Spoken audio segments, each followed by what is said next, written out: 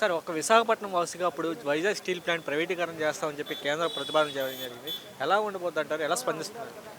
Visakhapatnam steel ప్లాంట్ని 100% అమ్మేస్తామని చెప్పే విషయంలో కేంద్ర ప్రభుత్వం పార్లమెంట్లోని ప్రకటన చేసి సంవత్సరాలు గడిచిపోతున్నాయి. ఈరోజు కూడా కార్మికులు ప్రజలు అందరూ కూడా స్టీల్ ప్లాంట్ కాపాడుకోవడే పద్ధతిలో పోరాటాలు చేస్తూ ఉన్నారు. కానీ ఎవరైతే ఈరోజు బీజేపీ ఆ కూటమిలో ఉన్నటువంటి జనసేన టీడీపీ నాయకులు మాట్లాడే మాటలు అది అతకని పొతకని మాటలతోని ప్రజలు మభ్య పెడుతున్నారు. నిన్న కాక మొన్న ఈ రాష్ట్ర టీడీపీ అధ్యక్షుడు ఒక పల్లా శ్రీనివాస్ ఎమ్మెల్యే గారు ఒక స్టేట్మెంట్ ఇవ్వడం జరిగింది. విశాఖపట్నం స్టీల్ ప్లాంట్ని అమ్మడం జరగదు, అమ్మనివ్వం, కొనేవాడు ఆడెవడో మాకు చెప్పండి అని పార్లమెంట్లోనూ మీ కూటమి నాయకులే బల్లగుద్ది రొమ్ము ఇరిచి మరి చెప్తున్నారు. 100% అమ్మేస్తాం అంటున్నారు. కొనేవాడు ఎవడో బయటకు వస్తున్నాడు పోతున్నాడు. హిందీ కూడా మీకు తెలిసి మమ్మల్ని అడుగుతారు ఎందుకు? ఇది ఏ పద్ధతి? ఇది ఒకటి. మీరు స్టీల్ ప్లాంట్ ప్రైవేటీకరణ జరగకుండా కాపాడాలనేటువంటి చిత్తశుద్ధి మీలో ఉంటే మీరు ఏదైతే కార్మిక సంఘాలు పోరాడుతున్నాయో ఆ కార్మిక సంఘాలతో కలిసి ఆ కేంద్ర ప్రభుత్వం మెడలు వంచడం కోసం మీరు నిలబడాలా.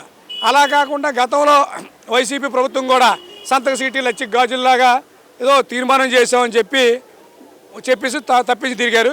ఈరోజు వాళ్ళేమో స్టీల్ ప్లాంట్ మేము కాపాడుతామని చెప్పి వైసీపీ, అదేవిధంగా ఇక్కడేమో టీడీపీ ఇంకా మేము కాపాడుతాం భ్రమల్లో ప్రజలను మభ్యపెట్టి పూర్తిగా మనిషిని సజీవంగా రోజుకో పార్ట్ని తీసేసే పద్ధతిలో ఇవాళ జరుగుతూ ఉంది. అందులో భాగంగానే ఇవాళ నిన్న మళ్ళీ కొత్తగా ఒక ఆర్డర్లు తీసుకొచ్చి మళ్ళీ ఇచ్చారు. ఇప్పటికే ఎవరిని వైఆర్ఎస్ అవి పెట్టి పంపించేస్తున్నారు.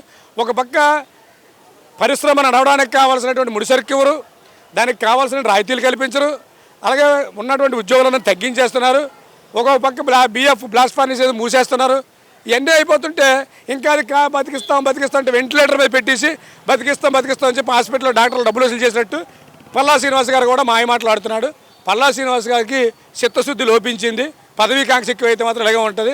కాబట్టి గతంలో చేసిన వైసీపీ ప్రభుత్వం ఏదైతే చేసిందో ఈరోజు టీడీపీ అదే చేస్తుంది. మేము ఉన్నామని చెప్పి మొత్తానికి దీన్ని నాశనం చేసే పద్ధతిలో ఉన్నారు.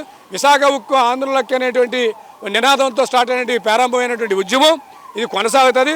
స్టీల్ ప్లాంట్ రక్తం అర్పించి ప్రాణాలు తెగించి పోరాడి సాధించుకున్నటువంటి స్టీల్ ప్లాంట్ని అదే రీతిలో పోరాడి సాధించుకుంటామని చెప్పి కార్మిక సంఘాల తరఫున హెచ్చరిస్తున్నాం.